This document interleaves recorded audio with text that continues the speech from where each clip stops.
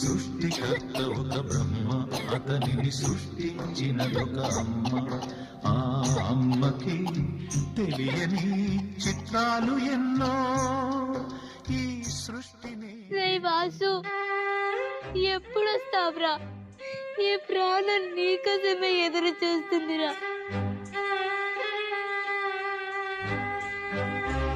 త్వరగా రారా, త్వరగా రా.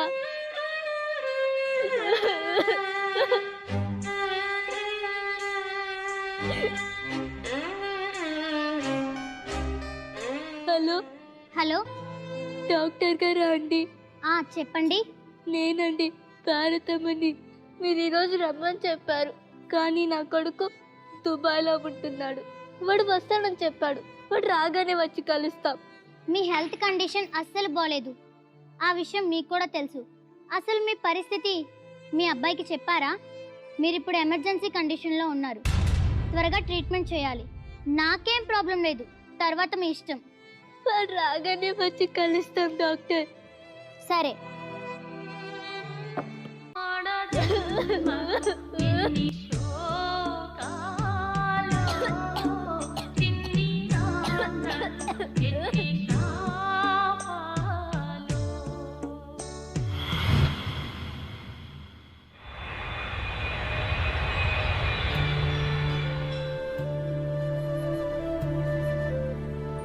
అమ్మా,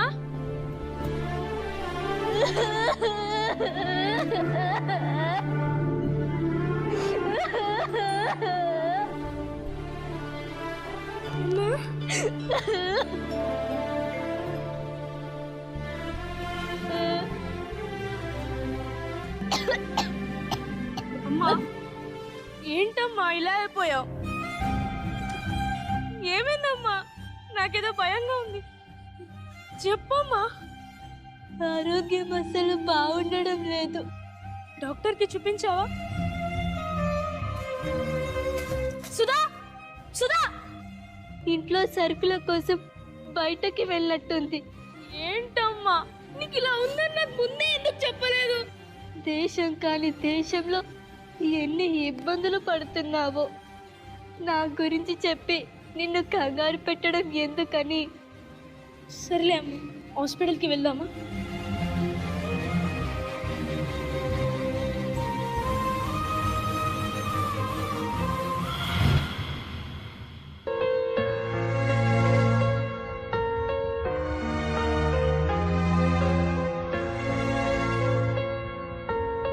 డాక్టర్, కూర్చోండి. మీరు నా కొడుకమ్మ ఈరోజు దుబాయ్ నుంచి వచ్చాడు. మీ అమ్మగారి కండిషన్ మీకు తెలుసా? ఉద్యోగాలు డ్యూటీలు ఇంపార్టెంటే, కాదనట్లేదు, కానీ కుటుంబం కూడా ఇంపార్టెంటే కదా.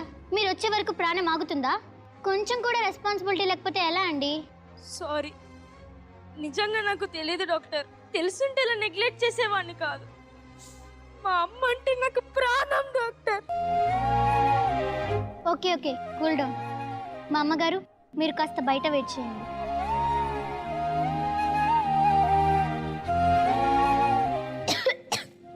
కండిషన్ ఎలా ఉంది? ఆమెకు అర్జెంటుగా ఆపరేషన్ చేయాలి. మినిమం 10 లక్షల దాకా ఖర్చు అవుతుంది. ఆమెను ఎంత త్వరగా అడ్మిట్ చేస్తే అంత మంచిది.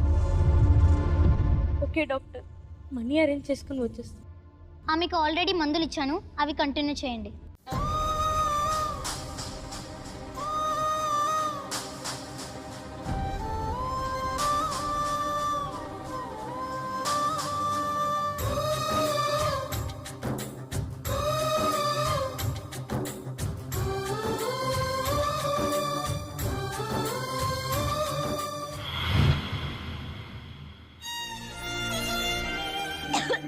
సుధా, సుధా, ఇంతసేపు అయిందండి వచ్చి.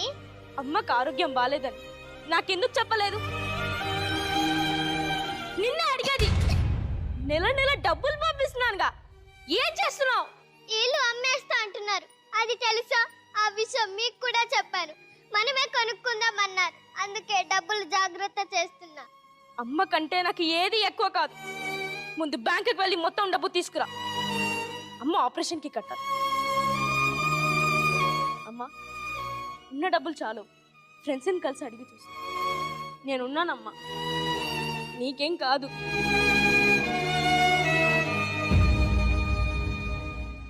బాధపడకమ్మా. నాకు ఇలా ఆరోగ్యం బాగాలేదని తెలిసేసరికి వాడు అలా కంగారు పడుతున్నాడు అంతే.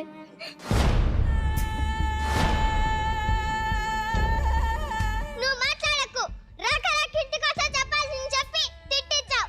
అయినా నీకేం రాడ్ చేశాను? నేను చూడకుండానే బ్రతకావా ఇన్నాళ్ళు? నేనన్నానా? సొంతింటి రాత లేదనుకుంటా ఈ జన్మకి. ఇల్లు కొనుక్కుందామని రూపాయి రూపాయి కూడా పెడితే నీ రోగం పేరుతో మొత్తం ఊడ్చేస్తున్నావు. నేనా? మరి కాకపోతే నా డబ్బంతా ఊడ్చిపోసి నీకు ఆపరేషన్ చేయిస్తే 100 ఏళ్ళు బ్రతుకుతావా? మహా అయితే 4 ఏళ్ళు 5 ఏళ్ళు. కానీ మేము 100 ఏళ్ళు బ్రతకాలి, అది ఈ అద్దె కొంపలో. ఇప్పటికైనా అక్కడ నేను ఇక్కడ బ్రతుకుతున్నాం. ఓ పిల్ల లేదు, పీచు లేదు. జీవితం చివరికి వచ్చింది. పిల్లల భవిష్యత్తు గురించి కనీసం ఆలోచన లేదు. ఈ మాత్రం దానికి అమ్మో మా అమ్మ, అమ్మో మా అమ్మ అయినా వెంపర్లాడటం చిచ్చే. నేనేం చేయను?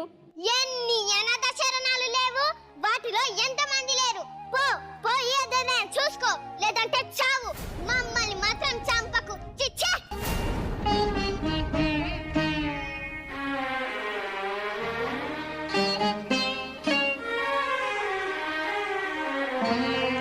ఇదేలే తరతరాల చరితం, జ్వలించే జీవితాల కథనం.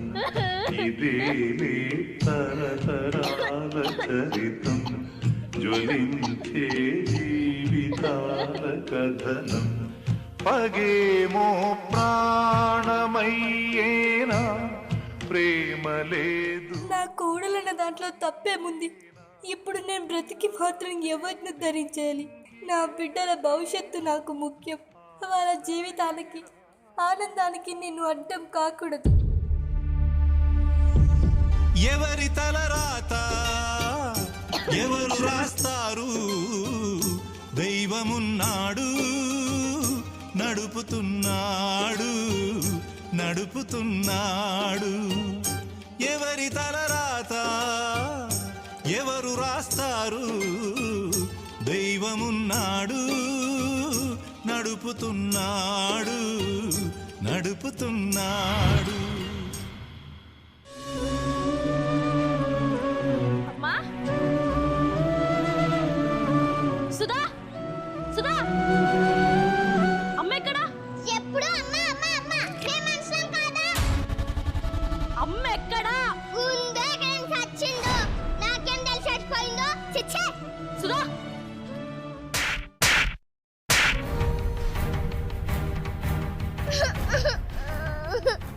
నాకు చెప్పకుండా మా అమ్మ ఎక్కడికి వెళ్ళదు. నువ్వే ఏదో ఉంటావు.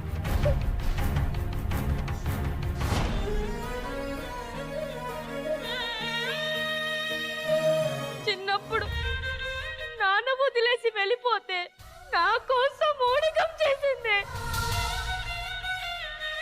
నా కడుపు నింపడానికి రాలెత్తిన కూలి అయ్యిందే. నీలాగే అన్నాడు నా సుఖం నాకు ముఖ్యం అని ఆలోచించి ఉంటే మా అమ్మ వేరే ఒకరిని పెళ్లి చేసుకొని వెళ్ళిపోయి ఉంటే నేనెక్కడ ఉండేవాడినే? తనలాగే నన్ను పనిలో పెట్టకుండా 4 ముక్కలు చదివించబట్టే నన్ను నిన్ను పోషించుకోగలుగుతున్నానే.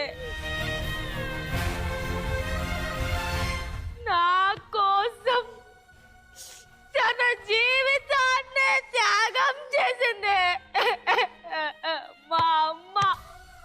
అలాంటి మా అమ్మని గెంటేశావు. నువ్వు ఒక అమ్మవై ఉంటే నీకు తెలిసేదే ఒక్క అమ్మ విలువ.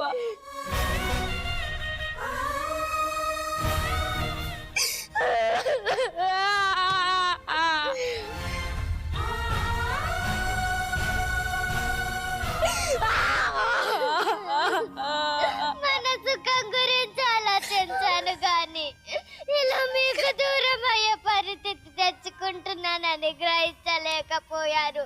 తప్పు చేశాను, నన్ను క్షమించండి. పద వెళ్ళి అత్తగారిని తీసుకొద్దాం.